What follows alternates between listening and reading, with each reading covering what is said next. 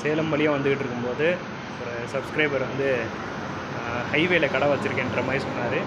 அதான் வந்து அவர் கூட வந்து பார்க்கும்போது ஹைவேல வந்து இந்த டூ வீலர் வந்து மாடிஃபிகேஷன் பண்ணுவாங்கல்ல, சம்திங் இந்த மாதிரி ஆயில் சேஞ்ச் பண்ணுறது, அதுக்கப்புறம் ஆயில் ஊற்றுறது, இன்ஜின் ஆயில் வந்து ஊற்றுறது.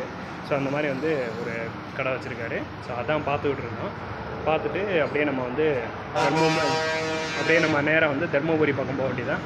போயிட்டு சில கேப்சர் பண்ணிவிட்டு அப்படியே நம்ம வந்து அடுத்த ஊருக்கு போக வேண்டியதான். பார்ப்போம் எப்படி போகுதுன்னு பார்ப்போம். நம்ம விளாக் நல்லா போயிட்டுருக்கு.